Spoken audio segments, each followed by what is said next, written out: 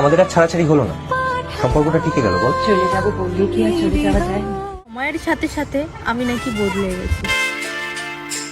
কেউ বোঝে না আমাকে বদলে দিয়েছে পরিস্থিতি। হ্যালো এভরিওয়ান, ভিডিওর টাইটেল এবং থাম্বনেল দেখে তোমরা বুঝতেই পেরে গেছো যে আজকের এই ভিডিওতে আমি কি বিষয়ে আলোচনা করতে চলেছি। আজকে আমি আলোচনা করতে চলেছি মিথির দাদা আবার বিয়ে করেছে, তোমরা কম বেশি সকলেই জানো। আর এগুলো দেখার পর তুলিকাদি কি সমস্ত বলছে তোমরা তো সবকিছু তার ফেসবুক পেজে দেখতেই পাচ্ছ। ব্যাপারটা হচ্ছে সময় বলে দেবে ভাগ্য। তো আজকে আমি আলোচনা করতে চলেছি তুলিকাদিকে কি আদৌ ভালোবাসতো উজ্জ্বলদা এবং মিথিদি, তুলিকাদি কি তাদেরকে আদৌ ভালোবাসতো উজ্জ্বলদাকে, তো সমস্ত কিছু জানতে পারবে আজকের এই ভিডিওতে। তো অবশ্যই কিন্তু ভিডিওটি ধৈর্য সহকারে শেষ পর্যন্ত দেখুন। ব্যাপারটা হচ্ছে মিথির দাদা অর্থাৎ উজ্জ্বলদা যখন বিয়ে করেছে নতুন নেহা দাস, তোমরা সকলেই জানো।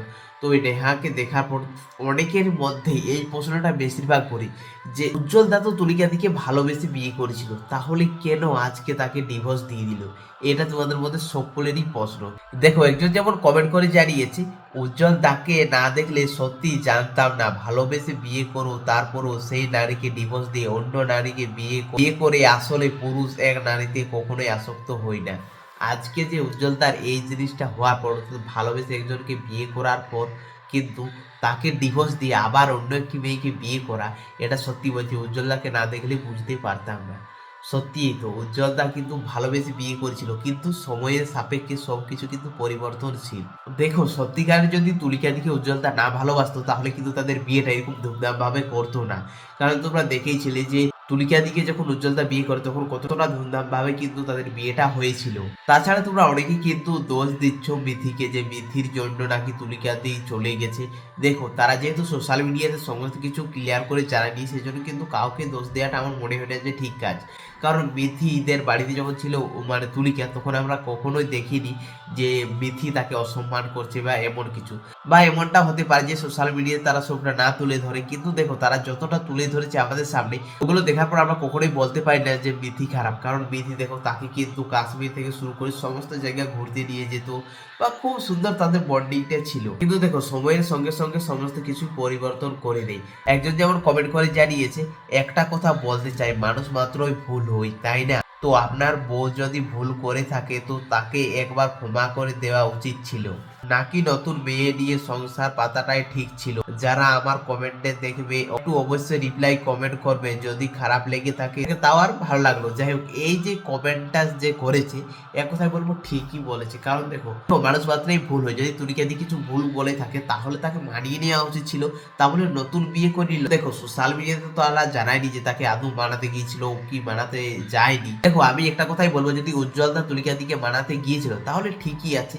কারণ দেখো, তুলিকাদি মানেনি, তাদের বাড়িতে আসতে মানেনি, সেই জন্য সে আবার বিয়ে করেছে। একটা মেয়ের জন্য তো সারা বছর অপেক্ষা করতে পারে না। আর যদি উজ্জ্বলদা তাকে মানাতে না যায় তাহলে আমি বলবো অবশ্যই এটা ঠিক করেনি। কারণ হাজার ভুল করে থাকুক তুলিকাদি, একবার তাকে তো ক্ষমা করে দেওয়া যায়, কারণ তার সঙ্গে তুমি একটা পুরো বছর সংসার করেছো। তবে দেখো, আমি সত্যি বলতে যাই না যে আদৌ তুলিকাদিকে মানাতে গিয়েছিল কি মানাতে যায়নি। তো এই যে কমেন্টটা করেছে, খুবই সুন্দর কমেন্ট করেছে। মানুষ মাত্রই ভুল হয়, কিন্তু ভুলটা সংশোধন করাটা ঠিক, কিন্তু ভুলটাকে ভুল বলে রেখে দেওয়াটা কিন্তু ঠিক নয়। এইগুলো দেখার পর কিন্তু তুলিকাদি দেখছি পুরো স্যাড স্যাড ফটো পোস্ট করছে, এবং ক্যাপশন গুলো তোমরা জাস্ট দেখো। তো দেখতেই পাচ্ছ স্ক্রিনের মধ্যে আমি দিয়ে দিচ্ছি, জ্বর ছাড়িয়ে ফেলেছি, এখন শুধু মুক্ত হাওয়ার মতো বাঁচি। তবে আমি তুলিকাদিকে একটা কথাই বলবো, দেখো, সময় সত্যি কারোর জন্য থেমে থাকে না। দেখো, তোমার জন্য যেমন ওয়াদের সময়টা থেমে যায়নি, তেমন কিন্তু আমি বিশ্বাস রাখি ওয়াদের জন্য তোমারও সময়টা থেমে থাকবে না। আরেকটা ক্যাপশন দিয়েছে, হয়তো হাসিটা আছে তবে বাকিটা আমার চোখ বলে দেবে। তো যাই হোক, নেহাকে বিয়ে করার পর কিন্তু নেহার বউ ভাত হয়ে গেছে, তোমরা দেখতেই পাচ্ছ। আর এই বউ ভাতের এই শাড়িটা নিয়েও তোমরা কিন্তু এমন কমেন্ট করছো যে আর কি বলবো। দেখো, এই যে শাড়িটা যে পরে রয়েছে বউ ভাতের দিন, এই শাড়িটা হচ্ছে মেথি, এর আগে কিন্তু পরেছিল, তোমাদেরকে স্ক্রিনের মধ্যে দিয়ে দিচ্ছি। একজন কমেন্ট করেছে, বলছে বোনের শাড়ি পরে বউ ভাত আর হাসির ইমোজি, তোমায় ভালোবাসে এটাই। কোথায় নেহাকে এটাই বলতে চাইছি, সত্যি যদি তোমাকে এত ভালোবাসে এরা, তাহলে কি বউ ভাতের দিন এরকম পুরানো শাড়ি পরাবে? তো যাই না বন্ধুরা, তোমরা এই জিনিসটা কতটা পজিটিভ নিয়েছো বা কতটা নেগেটিভ নিয়েছো। তবে আমি একটা কথাই বলবো, দেখো, ভালোবাসাটা সব সময় যে নতুন নতুন কাপড়, দামি দামি গহনা, এই সমস্ত দিয়ে কিন্তু হয় না, আসলে তো ভালোবাসাটাই মেন। তো যাই হোক বন্ধুরা, তোমাদের কি মতামত অবশ্যই কমেন্টে জানাবে। চ্যানেলে নতুন হলে চ্যানেল সাবস্ক্রাইব করে দেবে। তো চলো, দেখা হচ্ছে পরের ভিডিওতে খুব তাড়াতাড়ি। ততক্ষণ তোমরা সকলেই সুস্থ থাকবেন, ভালো থাকবেন। চলো, বাই বাই।